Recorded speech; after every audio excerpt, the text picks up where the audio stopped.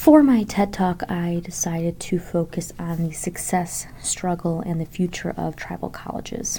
I'll be focusing particularly on Blackfeet Community College, which is a tribal college located in Browning, Montana. This was also the community college I used for my problem analysis paper.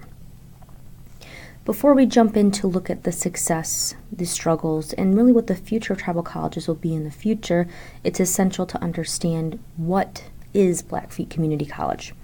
Blackfeet was founded in 1974 when the Blackfeet Tribal Council sanctioned the community college to serve physically, climatically, and culturally isolated areas.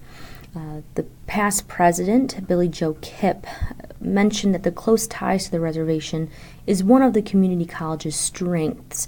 And I think this is an underlying theme for most tribal colleges, is that yes, they are there to serve their tribe, but also to help them where they wouldn't necessarily have access to higher education if they didn't exist. But that also means there's a running theme that this is part of the reservation or part of the tribe, and that really does influence the campus culture and the campus climate. Browning, Montana in particular is very, very small, with a population of a little over 1,000 people. Coincidentally enough, early on this year, Browning, Montana was absorbed by the tribal council since they owed the tribe so much money. So it's interesting that it's a reservation, but that city is essentially inside the reservation now. Blackfeet, or Blackfoot, depending on how you like to see it online or in writing, is the largest Montana tribe, and it's one of the top 10 largest tribes in the United States. So they definitely hold a lot of sway. There's over 17,000 registered members within the reservation, or within the tribe, excuse me. So they're very large, and which is funny because the average population of BCC is about 500 students. So it's interesting to see that, yes, they are large, but they're a little bit different. That doesn't really reflect their student population. And because it is smaller, about 60% of students are first generation. The university has begun to offer a tuition waiver for students who attend within the same year they graduated from high school to encourage college persistence. This is particularly interesting because the traditional Native American student attending a university typically will start off at a community college. They tend to be first generation. Sometimes, or most times, they're a single woman, typically a parent or of one or more children, and it takes them multiple years, sometimes starting, sometimes stopping, to finish their education. So that's just a snapshot of the community college. It is important to know that because it is so small, poverty is very high, and there have been quite a number of successes and struggles that have affected BCC in the past, and the future is particularly interesting for this small community college. First, I'll focus on the success at a community college for Blackfeet. For one, as I mentioned previously, it was founded in 1974 to serve the isolated population, and they would not have the ability to access education beyond high school.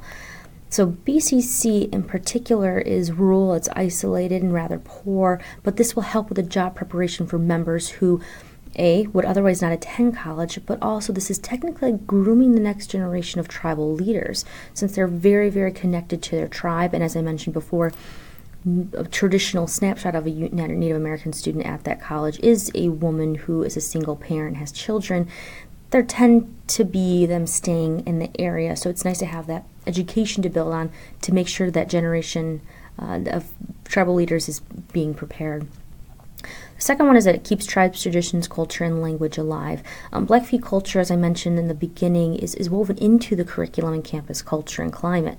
For example, time is much more relaxed in the tribe, and so this relates more into the campus environment as well. And faculty understand that time is kind of more fluctuating. It's not as directly in time, like you need to be at class at 11. It starts at 11. People can kind of go in and out. And faculty are a little bit more friendly. They're engaged with students, and most importantly, a majority are Blackfeet tribal members. Role models are extremely important and integral in the process for college persistence within a college. And that's not only with Native American students in particular, but with many students overall. Getting that connection and seeing someone like them in the education realm, it's very important and helps with persistence. Number 3, dedicated president with vision. As I mentioned before, it was a past president, but Billy Joe Kipp, was in charge of BCC for 7 years. Prior to her coming on, they went in and out with presidents. They weren't staying very long, which is another entire issue that's going on in higher education, senior level administration not sticking around. But she really is an excellent role model on campus and really changed what BCC was about. She was a working mother who attended BCC for quite a bit before she eventually went on to earn her PhD in sociology. She truly is a snapshot of a modern Native American student, as I mentioned. Her dedication to education and tribe can be found in her quote that was at the beginning of the BCC 2016 to 2018 catalog. I can think of no better way for you to be accountable to our ancestors, for whom education has always been important. Through education, we honorably follow in the footsteps of the generations upon generations of Msakvi Piikani. And I apologize, I do not speak Piikani, which is the language the Blackfeet tribe teaches. This kind of relates to what she ended up doing. Since she was the longest serving, under her stead, she paved the way of earning additional aid for a new health sciences building, which will be opening in fall 2018, along with her senior VP, who is now as an interim president. But she also implemented, along with her senior administration, Blackfeet 2020. Blackfeet 2020 is a success, hopefully, that by 2020 they'll be awarding 4-year degrees. That is their goal right now, and they're on track to accomplish that. But they're also planning on becoming the first non-government funded tribal college in the United States. And this is really interesting because it's going to start shaping the change and what will be happening in the future with tribal colleges. If BCC is the first to become it, what is to say that it might not change in the future? So these are just 4 areas of success at community college, but of course there are always going to be some problems or struggles at a community college like BCC.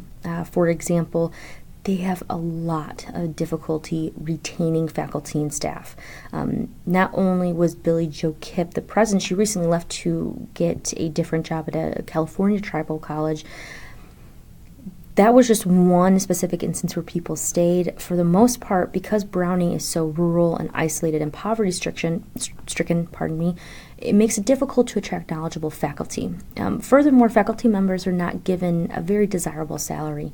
Faculty members on average are paid $30,000 to $40,000 at BCC, while the average range of a non-tenured faculty within the United States is about $55,000 to $122,000. So yes, they're living in a rural area. It's not as expensive to live here, but they're not having competitive wages. So many times professors are coming in there for a year and then leaving just to kind of have a jumping off start to get into higher education. Number 2, as I mentioned previously in the past few slides, there is an interim president right now. They haven't decided who will follow in the steps of Billy Joe Kipp, but the interim president, Carol Murray, worked under Kipp as provost. So granted, there is some strong presence there, someone who worked there who is a Blackfeet tribal member, but with so many changes on the horizon for BCC, with the health sciences building and awarding of 4-year degrees, leadership in transition could be a tad shaky bringing in a new leader unless they decide to put Carol Murray as president, but I was not able to find more information about that. Another problem that not only would be at BCC, but any tribal college will be the tribal council environment. Kipp was interviewed a few years before stating that it can be very difficult attracting faculty on campus because it may be difficult to please the tribal council. The tribal council is involved with not only BCC, but how the reservation is looking, and they need to make sure that people are coming in for leadership. So bringing people who are outside of the Blackfeet tribe could be very, in particular, difficult if they're going to helm the community college. And since there is a lot of politics built into the tribe, which Kipp also mentioned, it can be a little interesting, especially in an environment where more and more community colleges and universities are trying to attract the same student. And the last one for Blackfeet 2020, I put that as a success, but it also could be a problem. It's quite a big deal that BCC is focusing on becoming the first tribal college to be non-government funded. Not only could this cause a watershed moment, maybe making other community colleges follow suit.